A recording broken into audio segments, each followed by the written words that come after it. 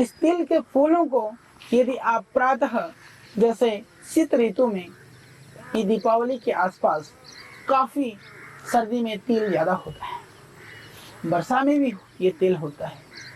आपकी आंखों के लिए तिल का प्रयोग रामबाण है।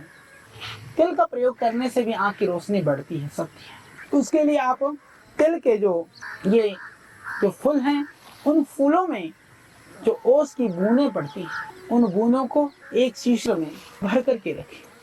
हालांकि एक फूल के अंदर 2-3 बूंद ही आपको जल मिल पाएगा।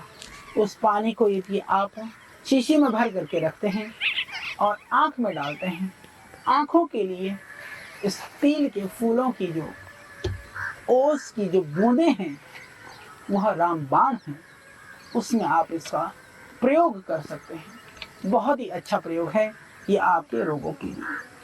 और तिल बहुत लाभकारी है खांसी के लिए। आप कहेंगे भला तिल और खांसी, वास्तव में आपके घर में तिल है तो आप थोड़ा तिल ले लीजिए। सिर्फ 2 ग्राम तिल के अंदर 2-3 पत्ते डाल दें तुलसी, और आप थोड़ी सी मात्रा में अदरक भी आप डाल सकते हैं। इसको मिला करके आप काढ़ा बना करके पिए।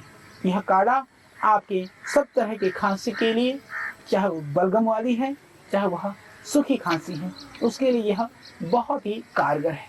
तो ये आपकी खांसी के लिए एक रामबाण है यह तेल। उसमें चाहे तुलसी के पत्ती, थोड़ी सी मात्रा में अदरक भी आप डाल सकते हैं।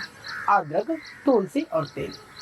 और चाय बनाइए, आप उसको उबालिए चाय की तरह। आप देखिए उसकी खुशबू, उसका रंग और उसका स्वाद। एक स्वादिष्ट चाय तैयार हो गई आपके लिए, तिल की चाय।